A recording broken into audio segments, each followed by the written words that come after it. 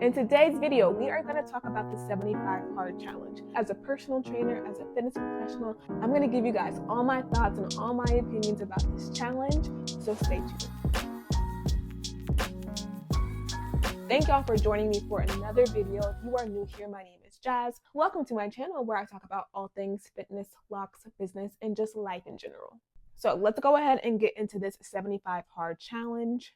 And before I give you guys my thoughts about how I feel about it, I want to give you guys a little bit of an overview about what it actually is. So I've got my notes here. That's what I'm reading off of. So 75 hard is a physical/mental challenge, and it consists of a set of rules that you have to follow perfectly for 75 days in a row.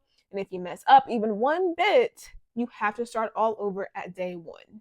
A lot of people are using this to kick off their fitness journey. A lot of people started it when the new year rolled around as their New Year's resolution. So it's been super popping again on social media. I don't know exactly what's causing the resurgence. It did die down a little bit there for a while, but it is coming back. People are getting back on the 75 hard challenge. So before I let you guys know what I feel about the 75 hard challenge, I'm going to go over each rule. The first rule is number 1, exercise. Complete 2 45-minute workouts daily, with one being outdoors. Number 2, hydration. Drink 1 gallon of water per day. Number 3, nutrition. Adhere to a structured diet of your choice without cheat meals or alcohol. Number 4, progress photos. Take a daily progress photo to track physical changes. And number 5, reading. Read 10 pages of nonfiction self-improvement books daily. So now that we know what the challenge is and what all the rules are, how do I feel about the 75 hard challenge? For me, to be completely honest, I am not a fan of this challenge at all. 0 out of 10 recommend. If someone were to ask me, I'm trying to get started on my fitness journey, should I do this 75 hard challenge? My answer would be a big fat no. I am not here for the 75 hard challenge. I said what I said. Now, if you are looking for a challenge to test your mental capacity, your mental toughness, go ahead and go for it. I think it is effective at doing that, about pushing your body to the limits, pushing your mental to the limits, and to see just how disciplined and adherent you can be. But there are so many people that are using this challenge as a fitness challenge, as a way to kick off their fitness journey. And I'm just not here for that. I don't think that's a good idea at all. That's really where my beef comes in at. Like I said, with the mental toughness part, it's still not something that I would do or would recommend. But as a mental toughness challenge, sure. But when it comes to this fitness thing, if you are someone that has struggled with fitness in the past and you think that this is going to be the thing that finally makes fitness a part of your long-term journey, I just don't think that this is the best way to do it. So my first issue with the challenge is I feel that it pushes perfection. Even if you mess up one little bit, you have to start the entire journey all the way over at day 1. Is this testing your mental toughness? Sure, but it is pushing and enforcing the thought that in order to be successful on your fitness journey, you have to be perfect. It is training you mentally over time that perfection is required on your fitness journey, and that is so far from the truth. It is making you feel like you have to be perfect. If not, you have failed and you have to start over. And the fact of the matter is that on a long-term fitness journey, when fitness is a part of your life forever, you will not be perfect. Perfection does not exist. You will fall off track. You will fall off plan. You're going to go through seasons. And this 75 hard challenge is not teaching you that. It's teaching you that if you mess up even one little bit, then you have to start all over again. You failed. You have to be perfect. And that is just a terrible mindset to adopt on your fitness journey. And in my opinion, life in general. Because I really think that the life journey and the fitness journey, they're very much similar. They really do parallel each other. And even in things outside of fitness, you're not going to be perfect. You're going to fall off the plan of whatever other goal you have. And if you let lack of perfection keep you from continuing on your journey, you're never going to make it. You're never going to establish fitness as a part of your life or any other goal you may have in life. This challenge is teaching you the wrong mindset. And that all or nothing mindset is exactly what people struggle with so much in their fitness journey. And at the end of the day, it just leads you nowhere but in an endless cycle. You start your fitness journey, you're doing so well, and then as soon as you mess up, as soon as you fall off plan, you quit. And then you start the cycle over, and then you quit, and you start the cycle over, and you quit. So that first and foremost is my issue with this challenge. So now that I've gotten that out of the way, I'm going to go through the rules one by one and talk about what I don't like about each rule. Okay, so let's start with the first rule. What was the first rule? The first rule was exercise. Complete 2 45-minute workouts daily, with one being outdoors. So, number one, working out twice a day is not necessary at all and can actually hinder your long-term results. Rest and recovery is just as important as what you do inside the gym. Now, how fast that's going to affect you, completely ignoring rest and recovery, that does depend on the intensity of your workouts. So if your workouts are not super intense, you're going to be able to keep up with that twice a day working out thing a little bit more long term, and it's going to take a little bit longer for that to affect you. But if you're doing intense workouts twice a day for 75 days, that is going to hinder your results. I know that sounds backwards, but less really is more. Less can be more on your fitness journey. And rest and recovery is just as important as what you're doing in the gym. So once again, this challenge is not teaching you anything when it comes to a long-term fitness journey. If you want success over the long term, over the years, not just the months, 75 Hard is teaching you all the wrong things. It's quite literally teaching you all the opposite things that you really should be doing. So then what is the point of the challenge? Because from my understanding, a lot of people are using this challenge to kind of set the tone for their long-term fitness journey. But if you are practicing all the wrong things and all the wrong skills, all the wrong mindsets, what is the point? Why are we doing this? What are we doing here? And also, why does one of the workouts have to be outside? I'm so sorry, but that is just the dumbest thing. Why does one of the workouts have to be outdoors? So let's move on to rule number 2, and that's hydration. Drink 1 gallon of water per day. So for this one, I'm not too mad at this one. Now, I will say that a gallon of water is a bit much for everyone across the board. Not everyone needs 1 gallon of water a day. You want to aim for at least half your body weight in ounces. That's a great place to start. That's a great place to be. You don't really need a gallon of water a day. However, a gallon of water a day is not going to kill you.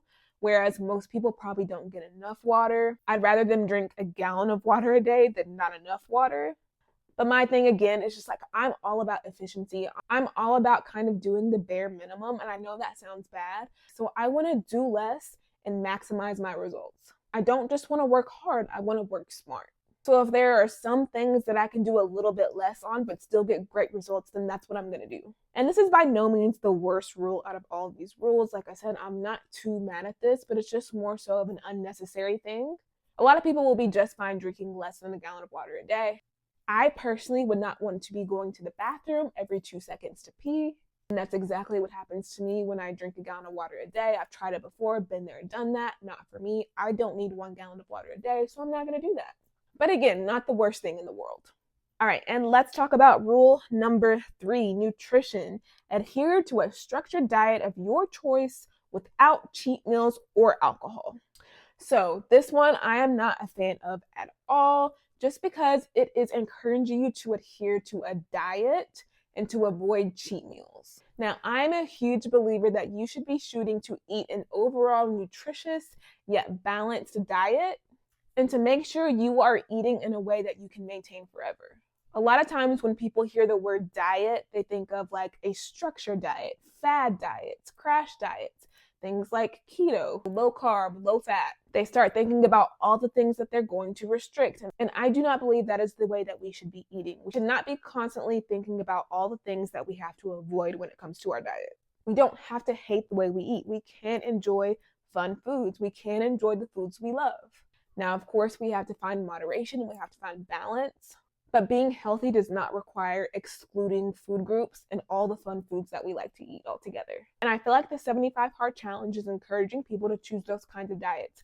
Now, of course, it does say that you can choose any diet you want, but I guarantee you the majority of people are choosing those restrictive diets. So say that you started the 75 Hard Challenge and one of your goals was to lose weight. You could very easily not go on a fad diet. You could just simply enter into a slight caloric deficit so that you can lose fat. You don't have to do anything crazy. You don't have to cut out all carbs, all red meat, all sugar. All you simply had to do is enter into a caloric deficit, something that's maintainable, something that's moderate. But I guarantee you that most people are going to be choosing those fad restrictive diets. That is not going to help you long term. Again, I am all about what's going to help you over the long term. What's going to help you in 1 year, 5 years, 10 years, not what's going to just help you 3 months down the line. Also, I hate the term cheat meals. I hate when people say, oh, I cheated on my diet. Oh, it's cheat day today. No, stop saying that. Enjoying food you enjoy, enjoying fun food is not cheating. If you are eating food that you enjoy, or quote unquote fun foods, and it's considered cheating, that's probably not the way that you should be eating. If you feel guilty because you're indulging in a candy bar or a cheeseburger, that is not the way you need to be eating. You shouldn't feel guilty for enjoying those kinds of foods. Do we need to enjoy those in moderation? Do we need to make sure that we are including nutritious food choices? Of course, but all these things can fit together. All food fits. As for the alcohol part, I don't have any issue with the alcohol part. Now, I do enjoy a nice drinky drink or two. I will indulge, but it never hurts to reduce or eliminate alcohol. Alcohol is not a food. Technically, it is a poison, and it provides no health benefits, so that's not something that I'm super mad at. Now, like I said, I definitely will participate. I definitely indulge from time to time, socially and responsibly, of course, but I have no issues with this part of the challenge. Let's move on to rule number 4, which is the progress photos. Take a daily progress photo to track physical changes. Now, for me, I do have a little bit of beef with this rule. Now, it's not the progress pictures in general. I have no problem with the progress pictures. In fact, for me and my clients, that is pretty much the way that we track aesthetic changes if that is a goal that they have on their fitness journey. So I very much believe in progress photos. However, I do not agree with the progress photo every single day of the challenge. I can imagine that there are probably so many people that obsess over every single picture they take every single day. It is making things so body focused and change focused, since it's something that you're doing every single day. So you're reminding yourself of how little you've changed every single day if that's what you're trying to get out of this fitness challenge. You're going to be constantly poring over your body, looking for those changes. However, change is something that happens gradually. Looking at a picture every day is not going to help. Do I look different? Why isn't anything changing? Why isn't my body getting smaller? There are probably people that get so worked up over this. Again, it is just not a good mindset over the long term. Me personally, I think a picture at the beginning, at the middle, and at the end would suffice. Be perfectly enough. Now we have come to rule number 5, the final rule. You have to read 10 pages of a nonfiction book every day. Now, I am not mad at the reading part at all. Reading is great. It's beneficial. We should all be doing it to some degree. So I have absolutely no issue with this rule. And this is a little bit nitpicky. My only problem is, why does it have to be a nonfiction book? Why can it not be a fiction book? I'm a fiction book girly. I love reading fiction books. I love that I'm able to kind of get outside of my real life and kind of escape and lose myself in a fantasy world. And I know that sounds corny, but that is my favorite thing about reading. I guess in this situation, they want people to be learning something, but I feel like you can learn something from fiction books. Reading in general is great, and not everybody wants to read nonfiction books all the time. Like, why can't we have a little bit of fun and read a fiction book? I think being able to read something that helps you escape everyday life is super beneficial, and it's just as beneficial as reading a nonfiction or self-help book. To me, that is just as beneficial. Like 75 Hard, let them people read a fiction book. Let them have some fun. Like, come on. All right, and that's my beef, guys. That's the issue that I have with the 75 Hard challenge. Now, like I said in the beginning, I know some people view it as a mental toughness challenge, but I think the vast majority of the people that I have seen enter this challenge anyway do it for fitness. They're doing it to lose weight. They're doing it to try to establish their fitness journey. And in my opinion, it just teaches you guys all the wrong things, all the wrong mindsets, perfection, no days off, all or nothing mindset. Things are going to be detrimental over your long-term fitness journey. And people are going to make the argument that, oh, these are going to teach you life lessons that you can carry on from fitness over to your real life. But again, like I mentioned earlier, I feel like it's the same thing with a life journey. You're not going to be perfect. You can't have an all or nothing mindset when it comes to other things in life outside of fitness either. I don't think that these are the right mindsets to apply to fitness or life in general. And this is the very mindset that a lot of high-level athletes struggle with. Like when they have gone from hyper-competitive athletics, championship mindset, perfection or nothing is acceptable outside of winning. When athletes go from that lifestyle to regular life, they really struggle and have trouble adjusting to just regular life outside of athletics because that's just not how real life is. So, should you do this challenge? At the end of the day, that is up to you. You've got free will. Like, you don't have to listen to me. I'm going to give my recommendation. I'm going to give my professional opinion. And my professional opinion is that if you are trying to make fitness a part of your life long term, the 75 hard challenge is not the way to do it. But if you feel like something is calling you to try this challenge, if you just want to see how much you can take mentally, then go for it. Do what you got to do. I'm not here to stop you. But I just urge you, if this is something that you're doing to kind of set the tone for your long-term fitness journey, this is not the thing to do. But at the end of the day, you get to make that choice for you. So I'm going to go ahead and wrap up this video here. Thank you guys so much for joining me for another video. Don't forget to like, subscribe, share with a friend, all that good stuff. And I will see you guys in the next video. Bye.